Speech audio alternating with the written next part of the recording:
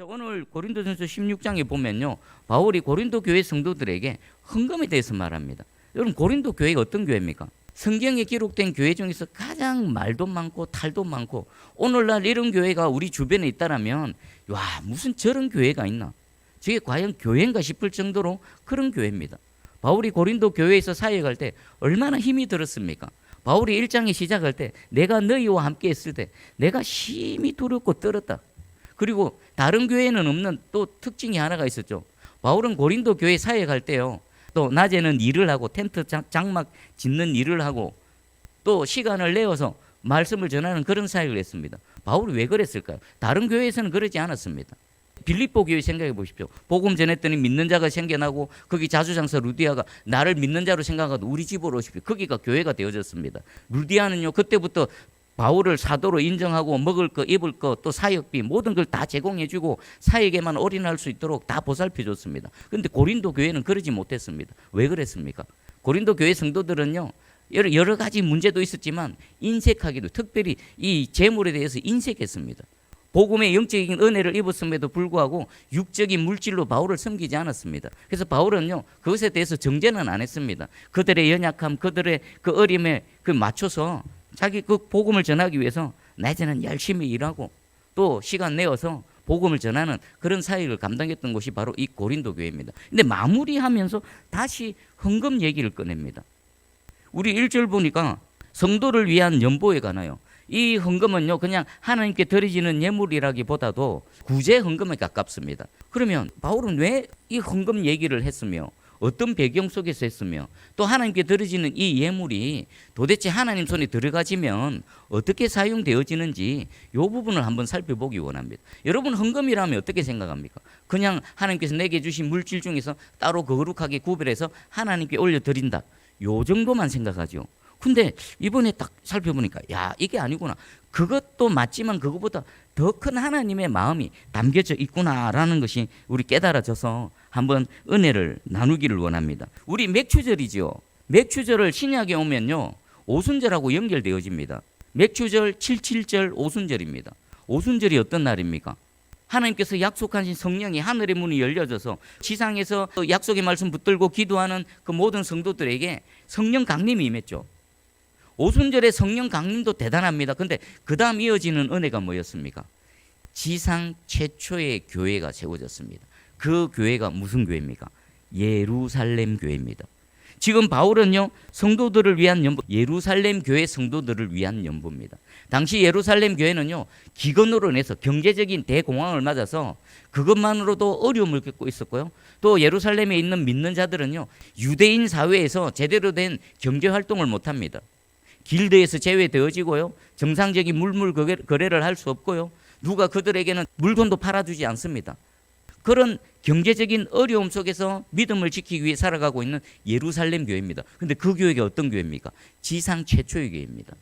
복음이 어디서부터 이방인까지 흘러왔습니까? 그 지상 최초의 교회, 유대인 성도들이 있는 예루살렘 교회로부터 복음이 흘러 전파되어져서 지금 이 고린도 교회뿐만 아니라 여기 바울이 말하고 있는 갈라디아 교회, 모든 이방 교회에 복음이 전파되어진 것입니다. 그러니까 이 교회가 어려움을 당하고 있는데 그대로 방관만 할 수가 없지요. 그래서 바울은 이 예루살렘 교회 성도들을 향해서 우리가 모금을 하자라고 말하고 있습니다. 그리고 사도행전 11장에도 보면 안디옥 교회가 있습니다. 안디옥 교회는요, 이방인의 최초의 교회입니다. 안디옥 교회는 여러 가지 은혜의 사건들이 있었습니다. 첫 번째로 이방인 선교를 위해서 바울과 바나바를 따로 떼어서, 그리고 교회의 그 재정적인 후원, 모든 사람과 모든 필요한 물심양면으로 그들을 후원해서 세계 선교 사역을 수행할 수 있도록 도왔던 첫 교회가 안디옥 교회입니다. 그리고 이 안디옥 교회에서 또 처음 생긴 게 있습니다. 예루살렘 교회 성도들이 어려움을 겪고 있다는 소식을 듣자마자 안디옥 교회가 그 예루살렘 교회 성도들을 위해서 모금을 했습니다. 그리고 바울 손에 쥐어줬습니다. 이거 우리 예루살렘 교회 성도들에게 이거 전달해서 우리의 사랑, 우리의 은혜를 좀 전해주시오라고 처음 시작한 겁니다. 바울은요, 그 사역을 지금 안디옥 교회뿐만 아니라 자신이 가고 있는 모든 이방인 교회에 똑같이 가르쳤습니다. 그리고 그 일을 지금 고린도 교회 성도들에게도 똑같이 지금 말하고 있는 겁니다. 이 헌금의 영적인 의미를 한번 살펴볼까요?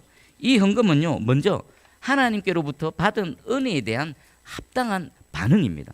여러분 한 해 동안 지금 이제 7월달 애쓰고 수고하셨습니다. 직장에서 애쓰고 수고하셨고 가정에서 여러분의 삶의 영역에서 애를 쓰고 수고했습니다.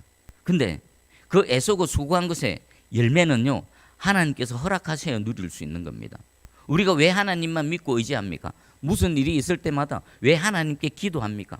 하나님의 은혜가 우리 삶 가운데 매일 삶을 살아가고 땀 흘리고 수고하는 그 영역 가운데 하나님의 은혜가 임해야 어떻습니까? 뭐가 생겨나는 겁니다. 가나안 땅에 이삭이 씨를 뿌렸습니다. 믿음으로 씨를 뿌렸습니다. 씨 뿌리면 그냥 생겨납니까? 하늘의 문이 열려서 하늘에서부터 은혜의 담비가 생명수가 부어질 때 그 씨 뿌린 곳에 하나님의 은혜가 딱 맞닿을 때 어떻습니까? 거기서 생명이 나고 뿌리가 내리고 자라나고 열매가 맺는 것입니다. 여러분 6개월 동안 어떤 은혜를 입으셨는지 한번 생각해 보십시오. 어떤 하나님의 도우심, 하나님의 구원, 어떤 은혜를 입었는지 한번 헤아려 보십시오. 지금 그 은혜로 지금 여기서 우리가 예배를 드리고 있는 겁니다. 지금까지 살아오게 하신 하나님 앞으로도 계속 여러분의 손을 채워주시고 입을 채워주시고 배를 채워주시고 머리를 채워주시고 마음을 채워주시고 계속해서 함께 하실 줄 확실히 믿습니다. 그리고 2절 말씀에 보면요, 매주 첫날에 너희 각 사람이 수입에 따라 합니다. 수입에 따라. 너희 각 사람이 수입에 따라. 이게 무슨 말씀일까요? 원어의 뜻은 이렇습니다. 너희 형편이 되는 대로 잘 되어가는 만큼. 하나님께서 은혜를 베푸실 때에 우리 각자의 베푸시는 은혜의 분량은 다 다릅니다. 많이 베풀어 주시는 분, 또 적게 베풀어 주시는 분. 근데 분명한 건 뭡니까? 우리에게 받은 은혜의 분량이 각자의 분량이 있다라는 것입니다. 그러면 우리가 하나님께 이 은혜를 갚을 때, 은혜에 반응할 때 어떻게 반응해야 될까요? 은혜의 분량만큼 자원하는 마음으로 하나님께 반응하는 겁니다. 우리 이 원리는요, 하나님께서 우리에게 은혜를 베풀어 주시는 원리임과 동시에 우리가 은혜에 어떻게 하나님께 반응하느냐가 똑같이 적용됩니다. 여러분 광야에서 만나를 내려주실 때 어떻게 내려주셨습니까? 하나님 분명히 말씀하셨습니다. 많이 필요한 자는 많이 거둬라. 적게 필요한 자는 적게 거둬라. 많이 거둔 자도 남음이 없고 적게 거둔 자도 부족함이 없더라. 그리고 이스라엘 백성들이 가나안 땅에 들어가서 12지파가 기업을 분배받을 때 원리가 뭡니까? 지파별로 인원수가 다 다릅니다. 인원수가 많으면 땅의 기업 분량이 많이 필요합니다. 그래서 인구수가 많은 지파에게는 큰 땅을 줘라. 인구수가 적은 지파에게는 작은 분량을 줘라. 이게 하나님께서 우리에게 은혜를 베푸시는 원리입니다. 여러분 혹시 와 하나님 내게는 왜 이것밖에 안 주십니까? 그만큼만 필요한 겁니다. 다른 사람하고 비교할 필요가 없습니다. 하나님은 우리보다 우리를 더 잘 아십니다. 요것밖에 못 받으셨습니까? 우리에겐 요만큼만 있으면 되는 겁니다. 옆에 사람이 이만큼 받았습니까? 그 사람에게는 이만한 게 필요했던 것입니다. 은혜의 분량대로 하나님께서 나눠주시는 겁니다. 그러면 그 각자가 은혜를 입은 대로 하나님께 또 반응을 할 때 우리는 어떻게 반응하면 될까요? 많이 받으신 분들은요, 많이 하나님께 돌려드리면 됩니다. 적게 받으신 분은요, 적게 받은 대로 각자의 형편에 따라 주신 분량, 은혜의 분량에 따라 하나님께 드리면 되는 겁니다. 그리고 세 번째 원리가 있는데 이게 가장 핵심입니다.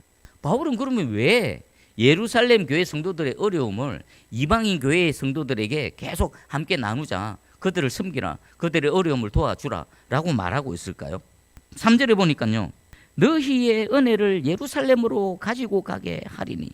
너희의 은혜 카리스입니다. 카리스. 너희가 하나님으로부터 받은 그 은혜를 일정 부분을 모아서 예루살렘 교회 성도들에게 가지고 가게 하라. 그러면 이방인 교회 성도들이 뭐가 되는 겁니까? 하나님의 은혜를 나누고 베푸는 은혜의 통로가 되는 겁니다. 그리고 이 은혜는요, 다른 뜻은 선물이라는 뜻이 있습니다.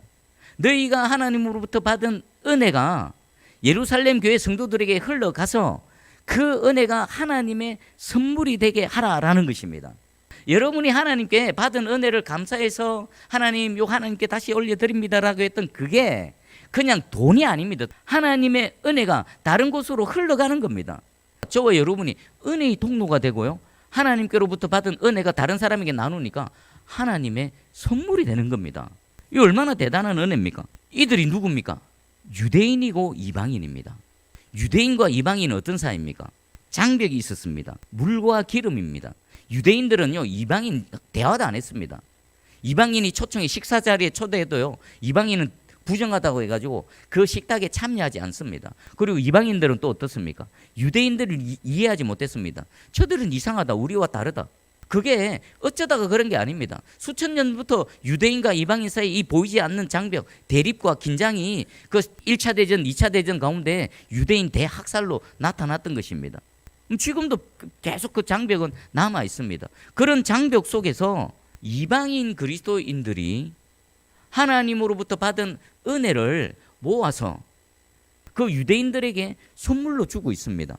어떻게 그게 가능합니까? 우리가 예수 그리스도 안에서 하나라는 확신, 믿음이 없어서는요 불가능한 겁니다. 예수 그리스도 안에서 하나님께서 모든 장벽을 허무셨다. 에베소서 2장 14절입니다. 그는 우리의 화평이신지라 둘로 하나를 만드사 원수된 것 곧 중간에 막힌 담을 자기 육체로 허시고.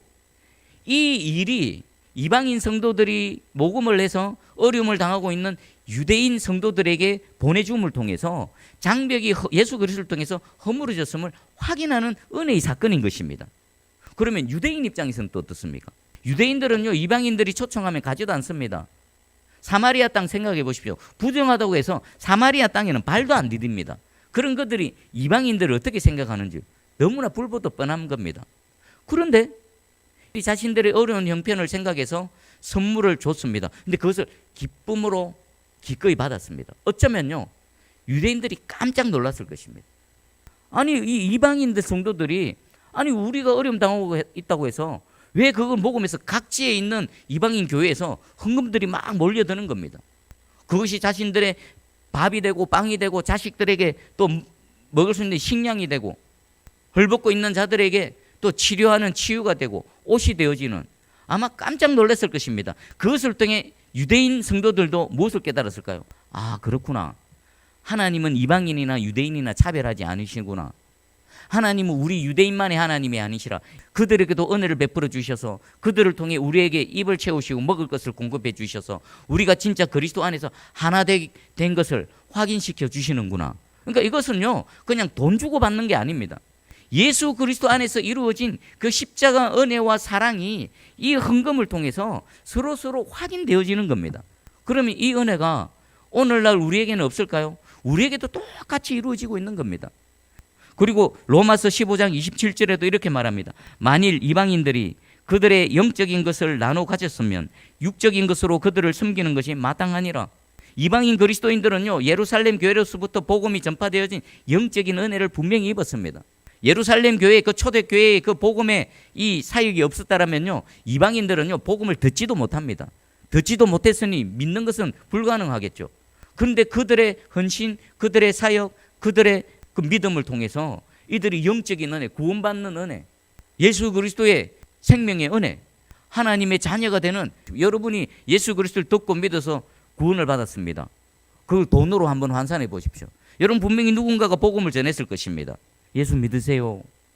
그러니까 유대인들을 통해서 이방인 그리스도인들은 돈으로 매길 수 없는 놀라운 영적인 은혜를 입은 겁니다. 그나마 조금 갚을 수 있는 게 뭡니까? 그들이 어려울 때 육적인 것으로 자신이 갖고 있는 것, 육적인 것으로 조금 갚아 나가는 겁니다. 여러분도 돈으로 도저히 환산할 수 없는 놀라운 은혜 가운데 살아가는데 그 은혜를 조금이나마 갚아 나갈 수 있는 게 뭡니까? 하나님께서 내게 주신 은혜 중에 각자의 분량대로 자원하는 마음으로 하나님께 올려드리면 그것 갖고 하나님 뭐 하신다고요? 갚아 나가시는 겁니다. 오병이의 기적이 거기에 임하셔서 내가 못 갚는 일을 하나님의 능력으로 조금이나마 하나씩 갚아 나가고 있는 겁니다.